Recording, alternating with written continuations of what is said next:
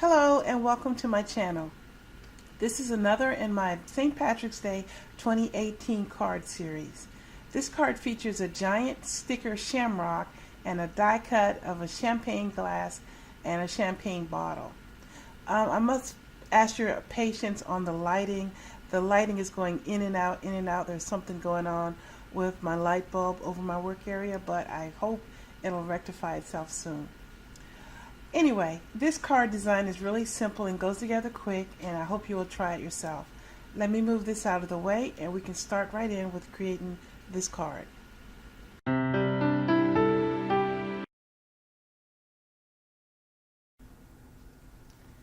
inks I'm going to be using today is Memento Tangelo and Versafine Onyx Black.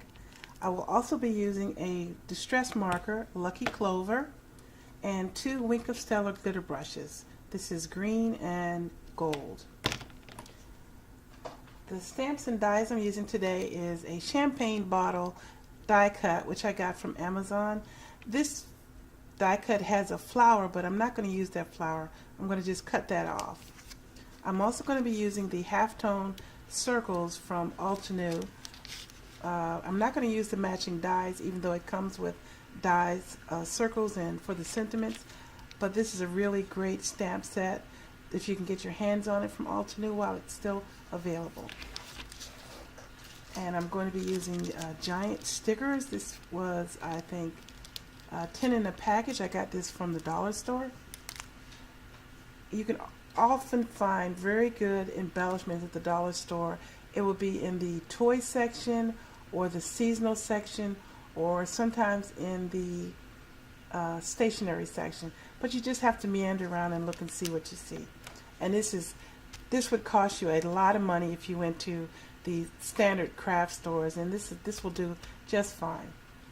I'm also going to be using a 3/4 inch circle punch, a 1 1/4 inch circle punch. This is Fiskars, this is EK Success, and also a 2-inch scallop punch. This is also EK Success. I'm also going to be using some generic stamps that I got from the dollar bin at Joann's. There's one for the inside and one for the outside. So let me move this out of the way and start right in with creating this card for you. First thing, I'm going to adhere this foil to the larger of the 2 white panels. So I'm going to be very generous with the tape because I want to be sure that it sticks really good to the cardstock. This foil is a little bit flimsy, so that's a little tricky getting the tape gun going, but persevere. There. And now that I have it all taped, I'm just going to put it right in place with one side of the cardstock. Alright, next step. Now I've brought in my Big Shot and I'm putting the foil paper up here, and I'm going to cut out one of the champagne glasses and bottle. So I'm going to go over to the end, and I'm going to let the flower hang off the end because, as I said, I do not need it. So I'm just going to run this through.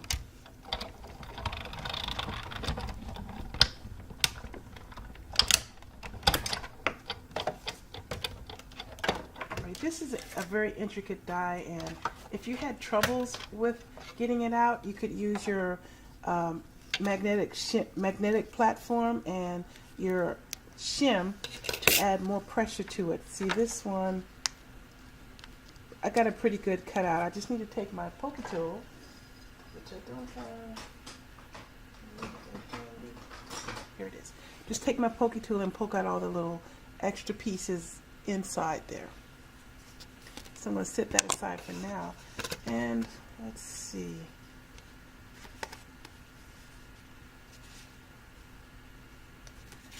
I'm trying to see if it's possible to get another champagne flute out of what's left, but no, it's just a little bit too small. Not to worry. So I'm taking the other white panel and I'm going to cut one more champagne flute out of this. But I need to be sure that I stick to the lower end of the paper, because I also need to use this paper for my my white circle here. So just give me a second to get this lined up. And I will punch out my circle up here.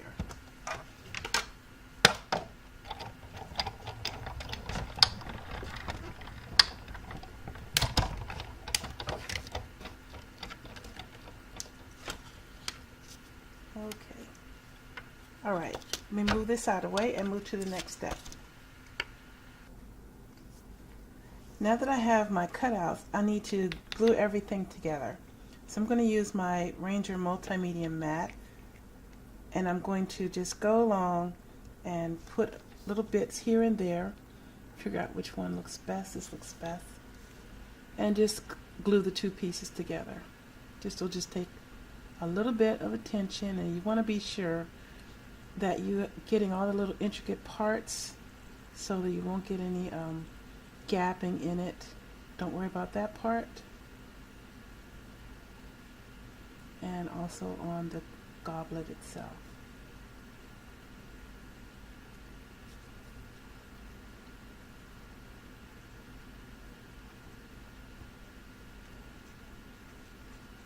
And you can stack any die cuts that you have, and you can add more dimension to it and create your own 3D embellishment this way. There are several video examples on my channel where I use this technique for intricate dies. So it looks complicated, but it really isn't.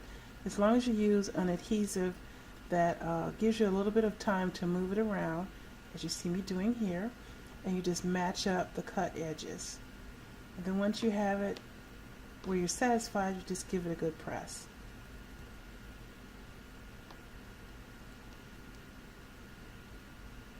Now if you wanted to give it a little bit more stability, you could stack more than just two, but for what I'm doing here, this is good enough. Set this aside. Now I'm going to trim off this little extra part because I just do not need it. So I'm going to go right along the side of where I believe the glass bottle is and just trim it away, following the curve along the bottom. You don't have to be too exact with this part because it will be covered. Okay? There we go. Now I'm going to, this cardstock and this foil, I'm going to adhere this down to it. Now I want to be careful that I don't put too much adhesive because I don't want it to go smearing all over the foil because it would show. This dries matte, but this particular foil, it gives a little dull haze when you get it on this material, so you have to be a little bit careful.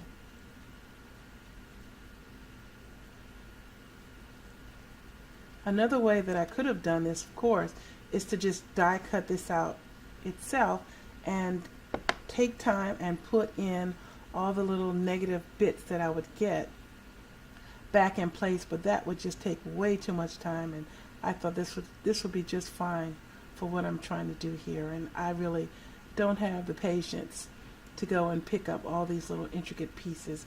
But if the pieces were not as intricate as this, I might have done it that way.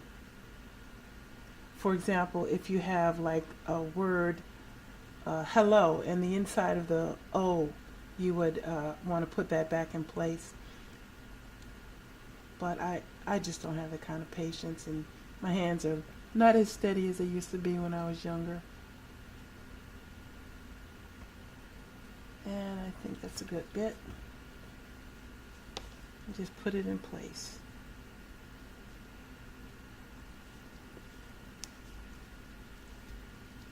Okay, give this a good press down.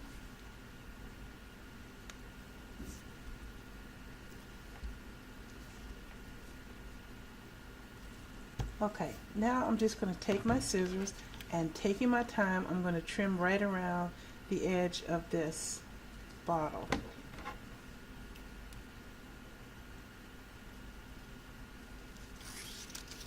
Okay, that's halfway done. I'll just do the rest. Okay, here is the die cut, and it has more stability because it has the 3 extra pieces on it. So I also wanted to cut out this little section here. if it didn't bother you, you could leave it, but it just looks weird to me. So I have my Stampin' Up! Cutting mat and a sharp X-Acto knife, and I'm just going to cut this away.